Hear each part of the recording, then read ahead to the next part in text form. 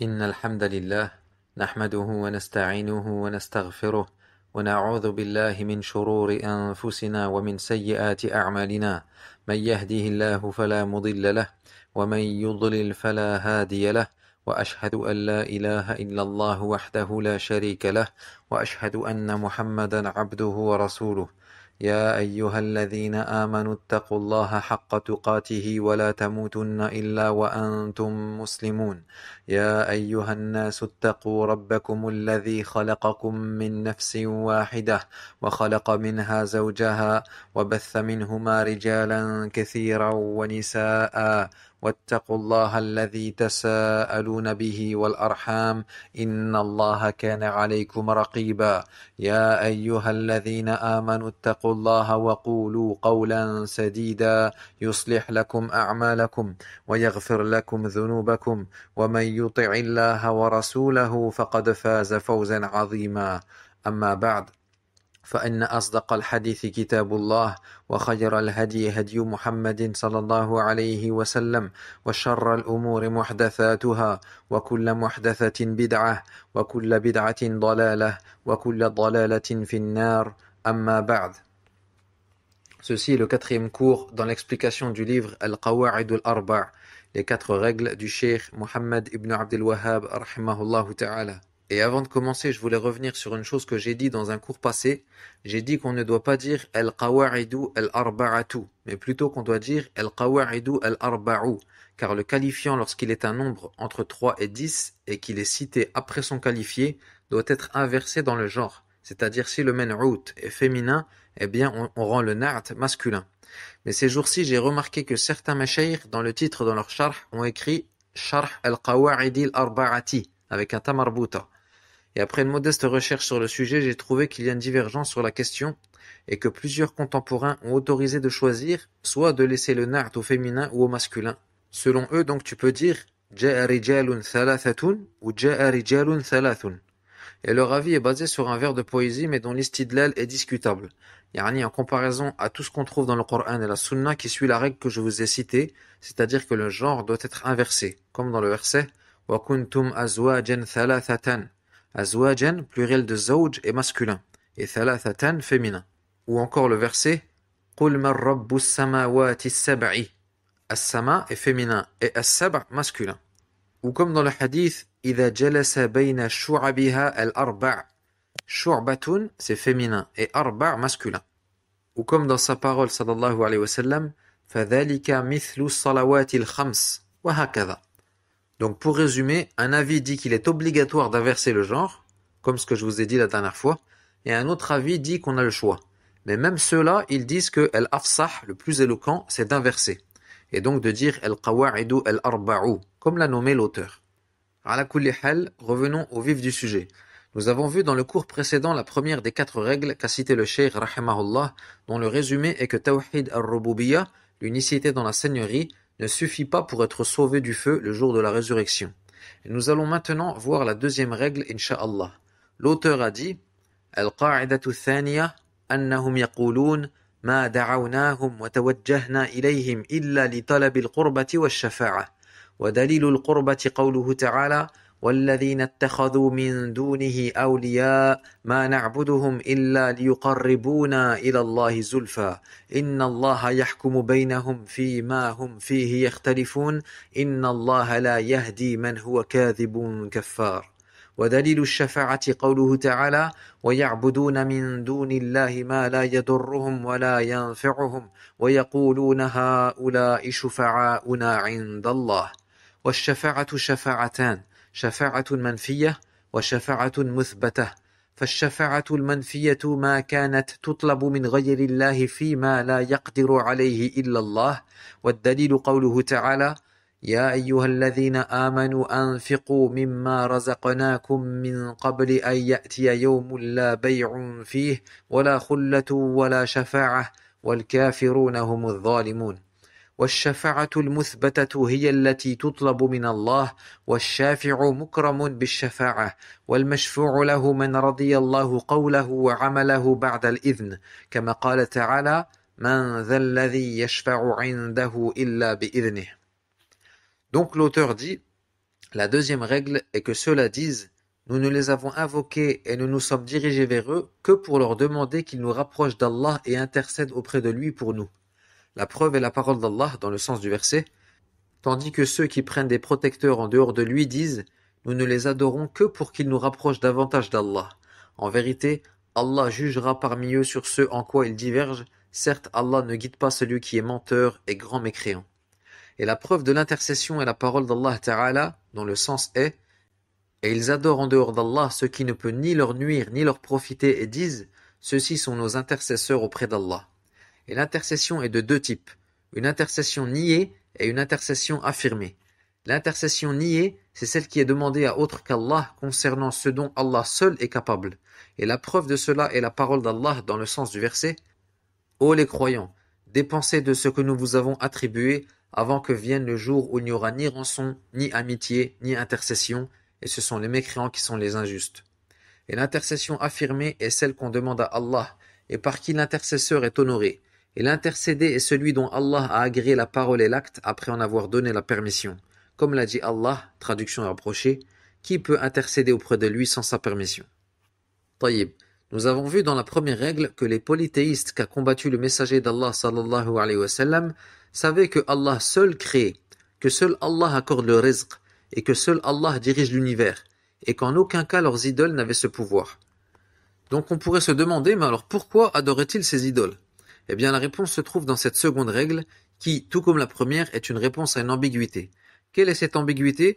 Les mouchrikoun de notre époque, qui s'attribuent à l'islam, nous disent « Nous n'adorons pas ces hommes lorsque nous allons sur leur tombe. Nous ne faisons que leur demander d'intercéder pour nous auprès d'Allah, car ces hommes étaient des pieux, des saints, des alliés d'Allah, tandis que nous sommes de pauvres pécheurs. Nous passons donc par leur intermédiaire pour demander à Allah. » Voilà leur shubha. Donc le shirk, pour répondre à cette ambiguïté, nous explique dans cette règle que les mouchrikines de la Jahiliya également n'adoraient leurs idoles que pour deux choses, al-qurba wa shafa'a, pour qu'elles les rapprochent d'Allah et qu'elles intercèdent pour eux auprès d'Allah. Et il est très important donc de maîtriser cette règle, car c'est cette ambiguïté, yani al-shafa'a, qui est la cause du shirk des anciens et des contemporains. Comme on l'a vu dans le premier cours, la majorité des mouchrikoun de Quraysh n'adoraient pas ces idoles par croyance qu'elles ont le pouvoir de créer ou de accorder la subsistance, mais uniquement par croyance que ces idoles qui représentaient des hommes pieux étaient proches d'Allah et qu'ils allaient intercéder pour eux auprès d'Allah pour qu'il leur accorde ce qu'ils désirent. Et c'est exactement ce que font les juhal de notre époque lorsqu'ils se rendent à la tombe du prophète Mohammed sallallahu alayhi wa sallam à Médine, avec un petit bout de papier sur lequel ils ont écrit toutes les demandes de leurs proches. Ils se tiennent alors debout devant la tombe du messager d'Allah sallallahu alayhi wa sallam et lui demandent d'intercéder pour eux auprès d'Allah tabaraka wa ta'ala afin qu'il exauce toutes leurs demandes. Na'udhu billah min ash-shirk. Alors qu'Allah ta'ala dit wa idha sa'alaka ibadi anni fa inni qarib ujibu da'wata ad-da'i idha da'an. Et si mes serviteurs t'interrogent sur moi, qu'ils sachent que je suis tout proche, j'exauce l'invocation de celui qui m'invoque. Et si vous faites attention, vous remarquerez que dans le Coran, de nombreux versets débutent par Yas'alunaka. Ils te questionnent. Yas'alunaka anil mahid. Yas'alunaka anil ahillah. Yas'alunaka anil khamri wal maysir.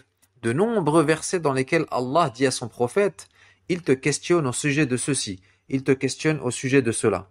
Et à chaque fois, Allah lui dit juste après, Qul, dis. Il te questionne au sujet du butin, dis, le butin est Allah et à son messager. Il te questionne au sujet de l'âme, dit, l'âme relève de l'ordre de mon Seigneur. Donc à chaque fois, Allah dit Qul, car le prophète sallallahu alayhi wa sallam est l'intermédiaire dans la transmission du wahi, la révélation. Mais lorsque vint le sujet de l'invocation, ad-du'a, dans surat al-Baqarah, wa idha sa'alaka ibadi anni, et si mes serviteurs t'interrogent sur moi, ici Allah n'a pas dit Qul, mais il a dit directement fa inni qarib ujibu da'wata ad-da'i idha da'an. Qu'il sache que je suis tout proche, j'exauce l'invocation de celui qui m'invoque. Pourquoi Allah n'a pas dit Qul? Réponse, car dans l'invocation, pas d'intermédiaire.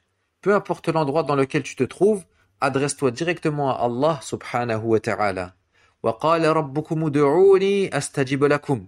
Innal ladhina yastakbiruna an ibadati sayadkhuluna jahannama dakhirin. Et votre Seigneur a dit, invoquez-moi, je vous exaucerai. Ceux qui, par orgueil, se refusent à m'adorer entreront dans l'enfer humiliés. Dans ce verset, premièrement, Allah nous ordonne de l'invoquer, lui, et non pas des humains ou encore moins des morts. Et deuxièmement, Allah qualifie d'orgueilleux ceux qui refusent de le faire. قال الذين يستكبرون. Et يا إخوة هذه الشبهة مبنية على قياس من أفسد ما يكون. Cette shubha est basée sur une analogie des plus corrompus. لماذا؟ لأنهم قاسوا الخالق على ملوك الدنيا الذين لا يطلب منهم مباشرة. Car ils ont fait une analogie entre le créateur et les rois de ce bas monde. كيف؟ في الدنيا, si tu as une demande à faire au roi, tu ne vas pas lui adresser directement. Plutôt, tu vas passer par un intermédiaire qui lui est proche afin qu'il intercède auprès de lui en ta faveur. Sans quoi, il est peu probable que le roi réponde à ta demande. Eh bien, les mushrikoun, de par cette analogie, ont dit « Il nous incombe de passer par les anges ou les prophètes ou les pieux pour nous adresser à Allah Azza wa Jal. » Ils ont donc associé à Allah ces intermédiaires en les invoquant et en leur vouant des adorations.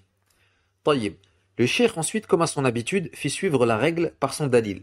Il cita donc le verset « وَالَّذِينَ اتَّخَذُوا مِن دُونِهِ أَوْلِيَاءَ الْآيَةِ » Une question se pose ici. Qui sont réellement awliya'ullah, les alliés d'Allah, ou les saints comme certains les appellent?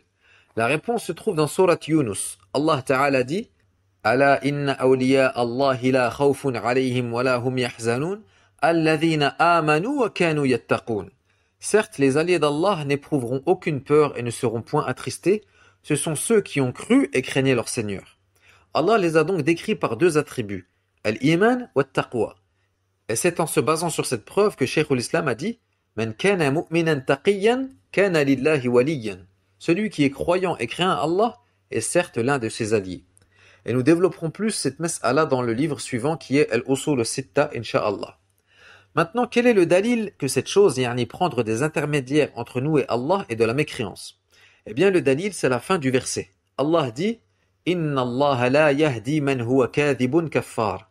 Certes, Allah ne guide pas celui qui est menteur et grand mécréant. Allah huna akhbara annahum kadhabah thumma hakama alayhim bil kufr. Allah ici a informé qu'ils sont des menteurs, puis il les a jugés mécréants. Ils sont donc menteurs dans leur prétention que ces idoles les rapprochent d'Allah, et mécréants car cette intercession qu'ils demandent aux idoles est en réalité une forme d'adoration. Puis le cheikh cita le dalil de Ash-Shafa'a, yani la preuve du Coran qui démolit leur ambiguïté qui est la demande d'intercession. Allah dit وَيَعْبُدُونَ مِن دُونِ اللَّهِ مَا لَا يَضُرُّهُمْ وَلَا يَنْفِعُهُمْ وَيَقُولُونَ هَؤُلَاءِ شُفَعَاؤُنَا عِندَ اللَّهِ. Et ils adorent en dehors d'Allah ceux qui ne peuvent ni leur nuire ni leur profiter et disent ceux-ci sont nos intercesseurs auprès d'Allah. Subhanallah. On remarque que la shubha qu'avancent les mouchriquines de notre époque est exactement la même que celle des mouchriquines de Quraysh, yani la demande d'intercession. Et Allah lui-même, au début de ce verset, qualifie ce qu'ils font de ibadah lorsqu'il dit « وَيَعْبُدُونَ مِن دُونِ اللَّهِ » Mais taban, si tu dis à ce soufi ou à ce chiite qu'il est en train d'adorer ce mort dans sa tombe en lui faisant des invocations, il va s'énerver et va te dire que ce n'est pas de l'adoration. C'est mahabbatu salihin, l'amour des pieux. Mais comme on a vu dans le premier cours, al-ibratu bil haqa'iqi wal ma'ani, la bil alfadhi wal mabani. Ce qui compte, c'est la réalité de la chose et son vrai sens, et non pas le nom qu'on lui attribue en apparence. Donc peu importe comment il l'appelle, c'est bel et bien un acte d'adoration. Mais au fait, comment sait-on que tel ou tel acte est une adoration? Parmi les moyens de reconnaître une adoration, أولاً, إذا أمر الله بذلك الشيء. Premièrement, si Allah ordonne cette chose. ثانياً, إذا علق الله الإيمان به. Deuxièmement, si Allah lie cette chose à la foi. ثالثاً, إذا مدح الله فاعله. Troisièmement, si Allah éloge l'auteur de cette chose. رابعاً, إذا بين الله أجر فاعله. Quatrièmement, si Allah clarifie la récompense de celui qui fait cette chose. خامساً, إذا ذكر وعيد من جعله لغير الله. Cinquièmement, s'il cite la menace de celui qui fait cette chose pour autre qu'Allah. طيب, maintenant, quelle est la définition de الشفاعة? الشفاعة لغة من فعل شفع يشفع أي ضم الشيء إلى الشيء أو جعل الوتر شفعا. Donc, الشفاعة dans la langue arabe vient du verbe شفع, le fait de joindre une chose à une autre ou de rendre l'impair pair. Par exemple, si tu joins une raka'a à une autre, eh bien, on appellera cela shafa. Et ash-shafa'a shar'an, dans le lexique religieux, c'est at-tawassutu lil-ghayr bi jalbi naf'in aw daf'i darrin aw raf'ihi. C'est le fait d'intercéder pour autrui dans le but d'attirer un profit ou d'éloigner une nuisance ou de la repousser si elle s'est déjà produite. Puis l'auteur dit, et l'intercession est de deux types, une intercession niée et une intercession affirmée. L'intercession niée, c'est celle qui est demandée à autre qu'Allah concernant ce dont Allah seul est capable. Celle-là, c'est du shirk akbar, du polythéisme majeur faisant sortir la personne de l'islam si elle était musulmane.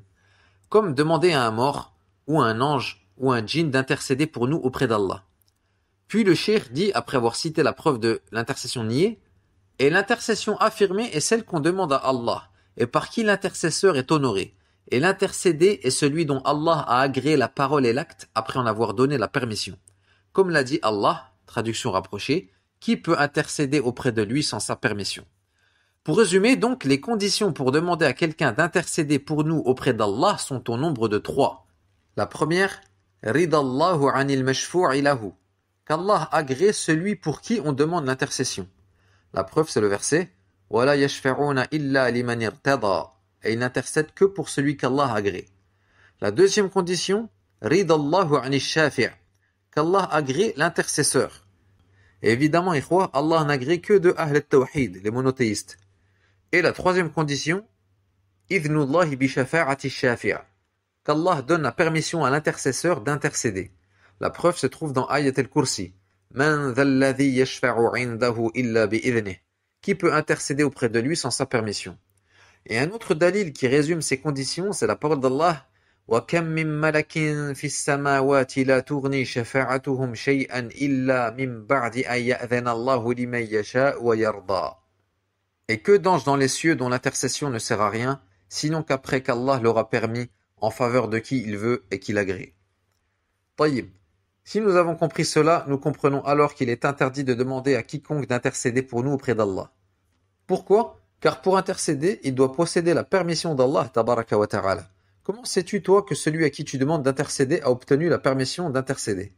Même le prophète Mohammed sallallahu alayhi wa sallam n'obtiendra cette permission que yawm al-qiyamah, comme cela est relaté dans Hadith al-Shafa'a, qui est un long hadith rapporté par Al-Bukhari et Muslim, dans lequel on lit qu'au jour de la résurrection, Allah va rassembler tous les humains que la terre a portés, et que le soleil va se rapprocher au-dessus de leur tête au point que la situation devienne insupportable. Les gens vont donc se rendre auprès d'Adam alayhi salam afin de lui demander d'intercéder en leur faveur pour que le jugement commence. Mais Adam va leur répondre « Certes, mon Seigneur s'est mis en colère aujourd'hui comme il ne s'est jamais mis en colère auparavant, et comme il ne se mettra plus jamais en colère. Et il m'a certes interdit de manger de l'arbre, et je lui ai désobéi. Nafsi, nafsi, nafsi. Allez voir autre que moi, allez voir Nuh. » Ils vont alors voir Nuh alayhi salam et réitèrent leur demande. Mais Nuh refuse également et les renvoie vers Ibrahim alayhi salam, qui refuse également et les renvoie vers Moussa alayhi salam, qui refuse lui aussi et les renvoie vers Isa alayhi salam, qui refuse et les renvoie vers Muhammad sallallahu alayhi wa sallam. Et là le prophète leur répond Ana laha, elle est pour moi, yani cette intercession.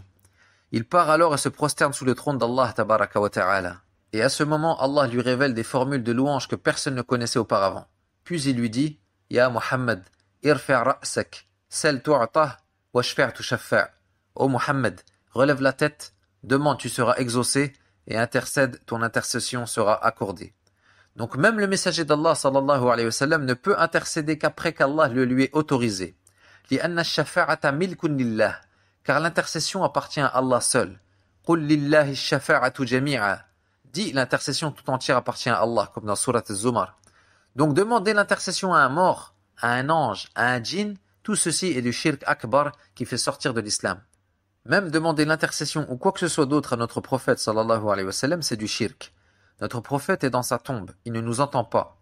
Ils te disent que si eux, ils te disent il nous entend, la preuve c'est que il nous rend le salam lorsqu'on le salue, comme ceci est rapporté dans le hadith sahih. ما من أحد يسلم علي إلا رد الله علي روحي حتى أرد عليه السلام. Pas une personne ne me salue sans qu'Allah ne me rende mon âme afin que je lui rende le salam. Shubha sah. Comment tu réponds à cette ambiguïté? Eh bien la réponse est dans un autre hadith qui lui aussi est authentique, dans lequel le messager d'Allah sallallahu alayhi wa sallam a dit Inna lillahi malaikatan sayyahina fil ard yuballighuni min ummati salam. Certes, Allah possède des anges qui parcourent la terre et me transmettent le salam de ma communauté. Sahih al-Jami'. Donc le prophète sallallahu alayhi wa sallam n'entend pas les gens, mais plutôt ce sont les anges qui lui transmettent notre salam. Car il ne connaît pas le ghaib sallallahu alayhi wa sallam. Allah dit قُلْ لَا أَمْلِكُ لِنَفْسِي نَفْعًا وَلَا ضَرًّا إِلَّا مَا شَاءَ اللَّهُ وَلَوْ كُنْتُ أَعْلَمُ الْغَيْبَ لَاسْتَكْثَرْتُ مِنَ الْخَيْرِ وَمَا مَسَّنِيَ السُّوءُ. Dit, je ne détiens pour moi-même ni profit ni dommage, sauf ce qu'Allah veut. Et si je connaissais l'inconnaissable, j'aurais eu des biens en abondance et aucun mal ne m'aurait touché. À Yawm al-Qiyamah, lorsque les croyants s'abreuveront dans le bassin du messager sallallahu alayhi wa sallam, un groupe de gens qu'il reconnaîtra vont être empêchés de boire du bassin. Le prophète va alors dire « Ya Rabbi ashabi » mais on va lui répondre « Innaka la tadri ma ahdathu ba'dak » Tu ne sais pas ce qu'ils ont innové après toi. Le prophète dira alors « Suhqan, suhqan » Loin de moi, loin de moi. Donc, il ne connaît pas le ghaib alayhi salatu wassalam. Par contre, ce qui est permis, c'est de dire « Allahumma shaffi' fiyya nabiyyaka Muhammadan » Oh Allah, fais intercéder pour moi ton prophète Muhammad Yawm al-Qiyamah. Tamam. Donc pour résumer, nous pouvons diviser la shafa'a en 3 catégories. La première, ash-shafa'atu bayna al-makhluqin fi ad-dunya, l'intercession entre les créatures. Un homme par exemple qui connaît un proche du roi, elle lui demande d'intercéder pour lui pour que le roi lui accorde ceci ou cela. Cette intercession est permise à condition déjà que la chose demandée soit halal et à condition que celui à qui tu demandes d'intercéder soit vivant, présent, capable et que tu saches qu'il n'est qu'une cause et que tout est entre les mains d'Allah tabaraka wa ta'ala. Ça, c'est la shafa'a entre les créatures, c'est-à-dire lorsque les 3 sont des êtres humains. Al-mashfu'u lahu, yani celui qui demande d'intercéder pour lui, al-shafi', celui qui intercède, et al-mashfu'u ilayh, celui auprès de qui on intercède. La deuxième catégorie, c'est al-shafa'atu al-manfiyya, l'intercession niée, celle dans laquelle la personne va demander d'intercéder à quelqu'un qui n'en a pas la capacité, comme un mort ou un absent. Celle-ci, c'est du shirk, même si c'est auprès d'Allah qu'il lui demande d'intercéder, car c'est exactement ce que faisaient les mushrikoun de Quraysh. Et la troisième catégorie, c'est ash-shafa'atul muthbata, l'intercession affirmée. Et celle-là ne se produit que Yawm al-Qiyamah. Et c'est celle-là dont on a déjà cité les 3 conditions.